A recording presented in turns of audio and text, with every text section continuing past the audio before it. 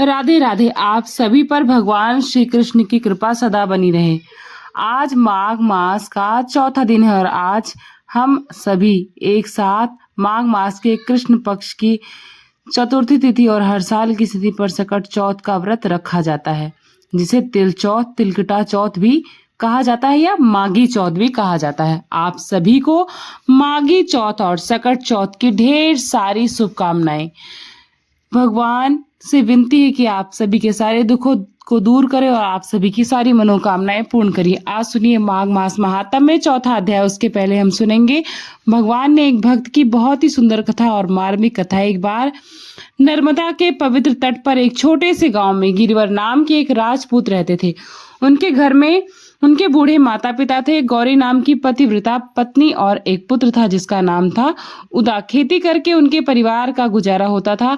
गिरिवर और उनकी पत्नी वृद्ध माता पिता की सेवा किया करते थे। घर में सभी भगवान के भक्त थे। बालक उदा भी माता पिता की भक्ति के प्रभाव से बचपन में ही भगवान के नाम में मग्न रहने लगा था। गिरिवर का भगवान की दया पर पूरा विश्वास था और बात बात में कहा करते थे कि भगवान जो कुछ भी करते हैं सब कल्याण ही करते हैं। हालांकि गिरिवर की यह धारणा सच्ची थी, फिर भी गांव के कुछ दुष्ट लोग उनके पीछे और कभी कभी कोई कोई तो उनके सामने भी कह दिया करते थे कि घर में सारे सुख हैं, खाने पीने को भरपूर है, अन्न अनुकूल पत्नी है, पुत्र है, माता पिता है। तब ऐसा कहने में क्या लगता है कि भगवान जो कुछ करते हैं सब कल्याण ही करते हैं। अरे किसी पर कष्ट पड़े ना तब पता चले कि भगवान सब कल्याण ही करते हैं या नहीं। बात सच्ची है, दुख में भी जिसका भगवान पर विश्वास बना रहे और जिसका भगवान की दया पर विश्वास बना रहे उसी का विश्वास सच्चा है। गिरिवर का विश्वास सच्चा विश्वास था। कुछ समय बाद उनके माता पिता का देहांत हो गया। गिरिवर को इस बात का दुख हुआ कि सेवा का सौभाग्य नहीं रहा। माता पिता की सेवा का सौभाग्य तो बड़े पुण्य से मिलता है। जो लोग माता पिता के जीवन में उनकी सेवा नहीं कर पाते, उनकी अवहेलना करते हैं, अपमान करते हैं, उन्हें माता पिता के ना रहने पर बहुत पछताना पड़ता है। गिरिवर को कष्ट तो बहुत हुआ, पर उन्होंने कहा कि भगवान जो कुछ करते हैं सब कल्याण ही करते हैं। शायद यही भगवान की मर्जी थी।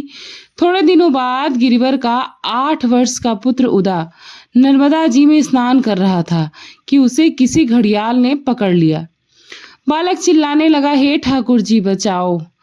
माँ किनारे पर रोने चिल्लाने लगी। बहुत सारे लोग दौड़े भी, पर देखते ही देखते वह बालक पानी में अदृश्य हो गया। घड़ियाल उसे गहरे पानी में खींच कर ले गया।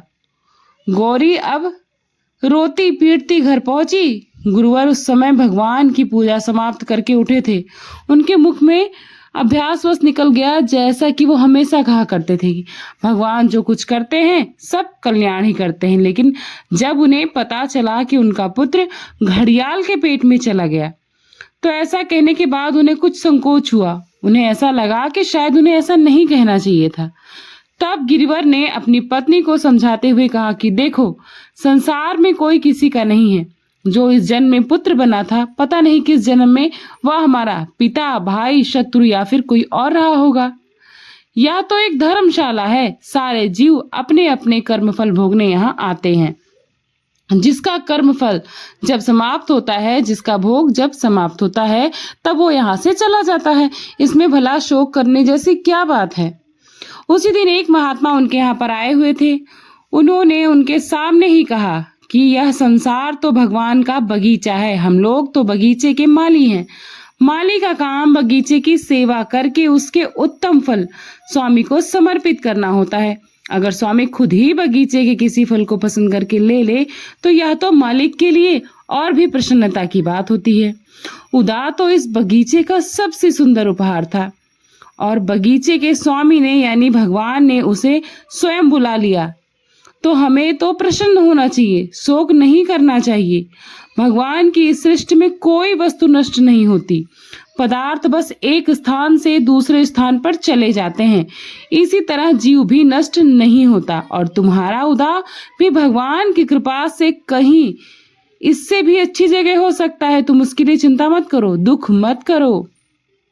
भगवान का भक्त था, रोज कीर्तन किया करता था, घड़ियाल द्वारा पकड़ लिए जाने पर भी उसने भगवान को ही पुकारा होगा, इसलिए तो वह भगवान के धाम में ही गया होगा। और ऐसे पुत्र के लिए तुम शोक क्यों करती हो? सच्ची माता पिता का कर्तव्य तो है कि वो पुत्र को सुख पहुंचाए, और भगवान के आनंदमय धाम में पुत्र गया तो तुम्हें प्रसन्न होना चाहिए। उदा मर ही गया तो इसको क्या ठिकाना हो सकता है कि वह जीवित ही हो। किसी ने उसे मरा हुआ थोड़ी नहीं देखा है, और फिर किसी की भी दशा में तुम्हें शोक नहीं करना चाहिए। हो सकता है वह तुम्हें फिर कभी मिल जाए। तो भगवान जो कुछ करते हैं सब कल्याण ही करते हैं। तब गौरी ने कहा कि मेरा तो मन कहता है कि मेरा पुत्र अभी जीवित है, वह चाहे जब भी मिले, पर मुझे मिलेगा जरूर, ऐसा मेरा मन कहता है। पत्नी की बात सुनकर गिरिवर बोले कि वह मिले या ना मिले, हमें यही चाह क्यों हो कि वह हमें मिले। अब तक भगवान हमें एक सेवा सौंप दी तो उसे करते थे, अब दूसरी सेवा सौंपेंगे तो हम उसे भी करेंगे। जो स्वामी की सेवा से जो भी जी चुराता है, वह नमक हराम और स्वामी की वस्तु को अपनी वस्तु समझता है, वह निरा बेईमान होता है। हमें स्वामी जी को जो सेवा दे उसी को बड़ी सावधानी से करना है। ऐसा अपनी पत्नी को समझा बुझाकर गिरिवर घाट पर गए, फिर पता लगाया और कुछ भी पता नहीं लगा तो वापस खाली हाथ लौट आए। उन्होंने कहा कि मेरे माता पिता होते तो आज उन्हें बड़ा कष्ट होता। उनको पहले ही संसार से बुलाकर भगवान ने उनका और हम सब का कल्याण ही किया है। माता पिता रहे नहीं, पुत्र को घड़ियाल ले गया। अब भला खेती का झंझट क्यों किया जाए? खेत को आधी में दूसरों को दे दिए, और आधी पाती में जो भी अनाज मिलता था उसी से गिरवर और उसकी पत्नी का काम मजे से चल भी जाता था। ठाकुर जी की सेवा पूजा भी खूब होती थी। अब गिरिवर भगवान का ध्यान करते, पूजा पाठ करते, पुराण सुनते और विष्णु सहस्त्र नाम का पाठ किया करते थे। उनकी पत्नी का भी अब पूरा समय भगवान की सेवा में ही लगता था। गिरवर अपनी पत्नी से कहते थे, देखो उदा होता तो क्या हम इस प्रकार से भगवत भजन में मन लगा पाते? भगवान ने उसे हटाकर हम लोगों को अपनी सेवा में लगा लिया है। जो होता है कल्याण के लिए होता है। इस प्रकार वो अपनी पत्नी को समझाते। तब उनकी पत्नी कहती, सचमुच भगवान ने हम पर बड़ी ही कृपा की है, परंतु माता के हृदय से अपने पुत्र की स्मृति नहीं गई थी कि उसे बार बार अपना पुत्र याद आ ही जाता था। उधर उदा को पानी में लेकर घड़ियाल डूब गया था। वह कुछ दूर ही गया था कि उस घड़ियाल पर किसी दूसरे बड़े घड़ियाल ने आक्रमण कर दिया। इस लड़ाई में उदा घड़ियाल के मुख से छूट गया। वह जल के ऊपर आकर फिर डूबने ही वाला था कि पास ही जाती हुई एक नौका के कुछ लोगों ने उसे उठाकर नौका पर रख लिया। नौका पर पहुंचकर वह बालक मूर्छित हो गया। बात यह थी कि उस प्रदेश के राजा चंद्रसेन की कोई संतान नहीं थी। रानी के मरने पर उनके मन में वैराग्य का उदय हुआ। अब उन्होंने संन्यास लेने का विचार भी कर लिया। अचानक उनके पिता के गुरुजी ने एक सिद्ध योगी थे वहां आए और उन्होंने बताया कि एक अनुष्ठान करने से एक सुयोग्य पुत्र तुम्हें जरूर मिलेगा, जो अपने माता पिता के राज्याभिषेक के दिन भूला रहेगा, और उसे शिक्षा देकर सुयोग्य बनाकर तब राज सौंपकर तुम संन्यास ले सकते हो। अब गुरुजी के साथ वन में आकर राजा ने अनुष्ठान किया। अनुष्ठान पूरा होने पर नौका पर बैठकर वे नर्मदा जी के में मछलियों को अन्न खिला रहे थे। ठीक उसी समय डूबते हुए उदा को देखकर उन्होंने नौका पर उसे उठा लिया। उदा के पैर में घाव था। घड़ियाल के पकड़ने का महाराज उस बालक को राजधानी में लेकर आए।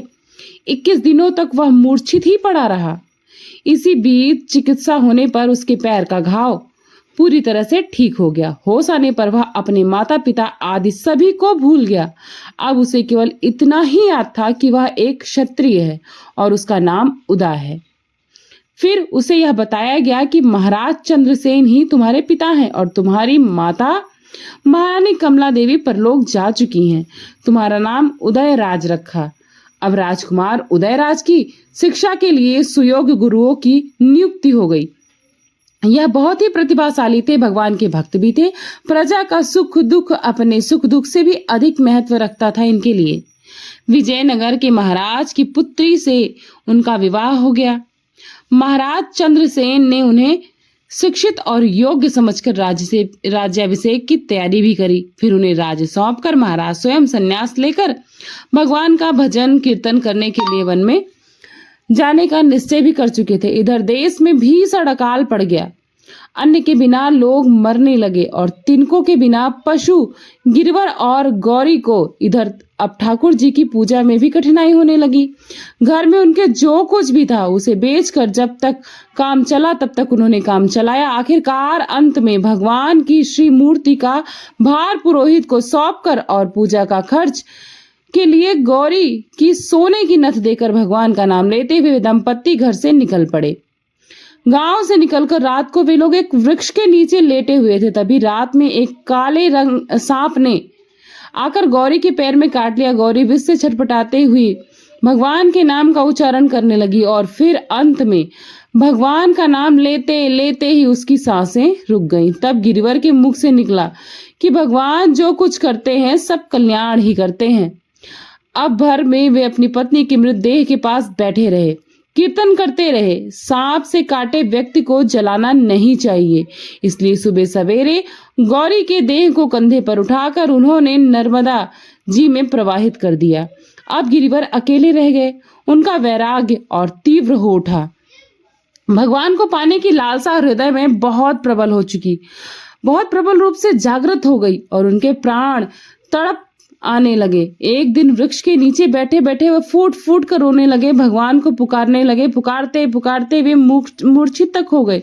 सहसा मानो कुछ और ही हो चुका था। नर्मदा जी ने श्री यमुना जी के रूप में बदल लिया। वह वन दिव्य वृंदावन हो गया। सामने कदम्ब की मुरली होठों से लगाए श्री कृष्ण चंद्र की दिव्य झांकी को देखते ही गिरिवर के नेत्र वहीं स्थिर हो गए। शरीर जड़ की भांति हो गया, हिलडुल ही नहीं सके। वाणी रुद्ध हो गई, बोल ही नहीं सके। हृदय जैसे आनंद सागर में हिलोरे लेने लगा। तब श्याम सुंदर ने अपने अमृत भरे स्वर में कहा, गिरिवर तू मुझे बहुत प्यारा है, तेरे बिना अब मुझे अच्छा नहीं लगता। तेरे लिए यहाँ दिव्य वृंदावन का प्रकाट्य हुआ है।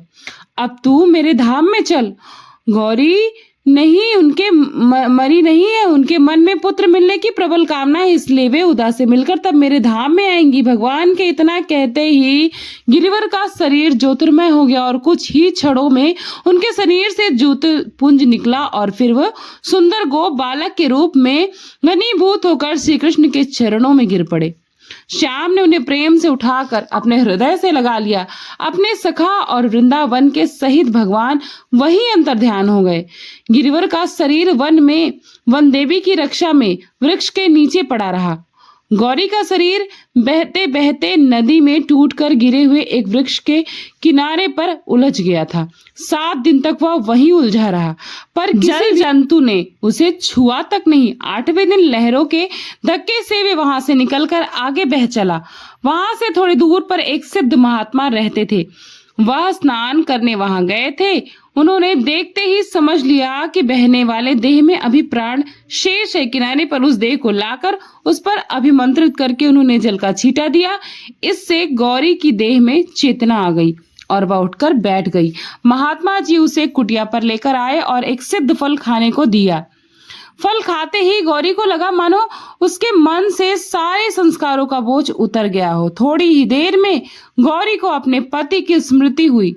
उन्हें याद आया। तब महात्मा जी जो कि दिव्य दर्शी थे, उन्होंने गौरी से उसके पति की परम गति का वर्णन किया। गौरी ने सोचा कि मेरे पति ठीक ही कहते थे कि भगवान जो करते हैं सब कल्याण ही करते हैं। मेरे समीप रहने से पतिदेव के भगवत दर्शन में बाधा पड़ती थी, तो प्रभु ने मुझे अलग करके पतिदेव को अपना लिया है। यही ठीक हुआ है। अब महात्मा जी ने गौरी की आत्मा की अमरता का उपदेश दिया। फिर बताया कि थोड़ी ही दूर पर उनके पति की मृतदेह पड़ी हुई है। उस देह की अंत्येष्टि कर देने से उन्हें आदेश दिया और उसी समय कहीं से 4 ब्रह्मचारी भी आ गए। वे गौरी के साथ हो गए और वृक्ष के नीचे गिरिवर की देह के समीप एक दिव्य वसना देवी बैठी थी। गौरी के वहां पहुंचते ही वे अंतर्ध्यान हो गई। अब गौरी अंतिम संस्कार किया और उसके बाद उनके भस्मी को जल में बहाकर जलांजलि दी। अब ब्रह्मचार्य ने उन्हें गेरवा वस्त्र पहनाकर और उन्हें भी भगवत भजन में लगा दिया और एक तारा दिया। वहां से भी चले गए। अब गौरी गेरुआ वस्त्र धारण कर ली, हाथ में एक तारा ले लिया। भगवान के नाम का कीर्तन करते आनंद में मगन वह एक और चल पड़ी। उन्हें नहीं पता कि वह कहाँ जा रही हैं। वह चलते चलते एक नगरी में जा पहुंची जहां बड़ी धूमधाम से मची हुई थी और वहां पर शायद कोई बड़ा उत्सव हो रहा था। वह असंग भाव से उनमें प्रवेश कर गई। बात यह हुई कि वह नगर था महाराज चंद्रसेन का। अभी कल ही तो महाराज ने राजकुमार उदयराज का राज्याभिषेक किया था और स्वयं कुमार को राज देकर भी वन को चले गए थे सन्यासी होकर। आज नवीन नरेश उदयराज का पहला राज दरबार था, लेकिन उदयराज ने अभिषेक की रात्रि में स्वप्न में सन्यासिनी रूप में अपनी माता से अपना पूरा परिचय पा लिया था। वन जाने से पहले महाराज चंद्रसेन ने भी उनको जल में पानी से लेकर अब तक की सारी बातें बता ही दी थी। इसलिए वे अपनी माता के दर्शन पाने के लिए तीव्र उत्सुक थे और उनके अंदर इतनी उत्कंठा थी कि कोई भी सन्यासिनी आते ही राजा को समाचार तुरंत पहुंचाया जाए। इस तरह से उन्होंने सैनिकों को आदेश दिया गया था। अब गौरी के नगर में पहुंचते ही उदयराज को समाचार मिला तो स्वयं दौड़े आए और पहचानते ही माँ माँ कहते हुए चरणों में गिर पड़े। गौरी ने उन्हें उठाकर हृदय से लगा लिया। फिर अरे मेरा उदा ऐसा कहकर वह रोने लगी। उस समय पूरा दरबार स्थगित हो गया। पुत्र माता को राजमहल में लेकर जाया गया। फिर गौरी ने पुत्र के मुख से पूरी बातें सुनी। उदा को भी पिता की भगवत प्राप्ति का समाचार मिला। गौरी के मन में पुत्र से मिलने की जो इच्छा थी वह भी पूर्ण हो गई। अब उसकी आसक्ति नष्ट हो गई। वह वन में जाकर भजन करना चाहती थी, किंतु पुत्र ने आग्रह करके उनको इस बात पर राजी कर लिया कि वो नगर से बाहर कुटिया में रहेंगी। अब उनके लिए कुटिया बना दी गई। गौरी उसमें रहकर भजन करने लगी। धीरे धीरे उनका भगवत प्रेम पराकाष्ठा को पहुंच गया। फिर भगवान ने दर्शन देकर उन्हें कृतार्थ किया। भगवान का दर्शन करते करते ही देह त्याग कर वह भगवान के धाम को चली गई और उदयराज अपनी पत्नी सहित भगवान का भजन करते हुए प्रजा पालन करते रहे। भगवान की सच्ची भक्ति पाकर उनका जीवन भी कृतार्थ हो गया। तो इस तरह से भक्त अपने भगवान को पाने के लिए भक्ति किया करते हैं। यह कथा आपको कैसी लगी? वीडियो को लाइक करके कमेंट बॉक्स में जरूर बताइएगा। आप सुनिएगा आज का अध्याय। यमदूत कहने लगा कि तुमने बड़ी सुंदर बात पूछी है। यद्यपि मैं पराधीन हूं, फिर भी तुम्हारे स्नेह बस अपनी बुद्धि के अनुसार बताता हूं। जो प्राणी काया वाचा और मनसा से कभी दूसरों को दुख नहीं देते हैं, वे कभी यमलोक में नहीं जाते हैं। हिंसा करने वाले वेद, यज्ञ, तप और दान से भी उत्तम गति को नहीं पा सकते हैं। अहिंसा सबसे बड़ा धर्म है। तप और दान ऋषियों ने बताया है। मनुष्य जो जल या फिर पृथ्वी पर रहने वाले जीवों को अपने भोजन के लिए मारते हैं, वे कालसूत्र नामक नरक में जाते हैं और वहां पर खुद का मांस खाते हैं और रक्त पीप का पान करते हैं तथा पीप की कीचड़ में उनको कीड़े काटते हैं। हिंसक जन्मांध, काने, कुबड़े, लूले, लंगड़े, दरिद्र और अंगहीन होते हैं। इस कारण इस लोक तथा परलोक में सुख की इच्छा रखने वाले को काया, वाचा और मनसा से दूसरों को द्रोह नहीं करना चाहिए। जो कभी हिंसा नहीं करते, जो दूसरों को कभी नहीं सताते, उन्हें किसी प्रकार का कोई भय नहीं होता। जिस तरह सीधी और टेढ़ी दोनों प्रकार की बहने वाली नदियां भी समुद्र में जाकर मिल जाती हैं, वैसे ही सभी धर्म अहिंसा में प्रवेश कर जाते हैं। ब्रह्म, गृहस्थ, वानप्रस्थ या फिर यति सभी अपने अपने धर्म का पालन करके और जितेंद्रिय रहने से ही ब्रह्मलोक को प्राप्त होते हैं। जो जलाशय आदि बनाते हैं और सदैव 5 यज्ञ करते हुए कभी नरक में नहीं जाते हैं। जो इंद्रियों के वशीभूत नहीं होते हैं और अपनी अपनी इंद्रियों को अपने वश में रखते हैं, वे वेद इत्यादि नित्य ही अग्नि अर्थात हवन आदि का पूजन भी करते हैं, वे निश्चित ही स्वर्ग को जाते हैं। युद्ध भूमि में जो सूरवीर योद्धा मर जाते हैं, वे सूर्यलोक को प्राप्त हो जाते हैं। जो अनाथ स्त्री शरण में आए हुए तथा ब्राह्मणों की रक्षा करने के लिए अपने प्राण त्याग देते हैं, वे कभी स्वर्ग से नहीं लौटते हैं। जो मनुष्य लूले, लंगड़े, वृद्ध, अनाथ या गरीबों का पालन करते हैं, उनकी सहायता करते हैं, वे स्वर्ग में जाते हैं।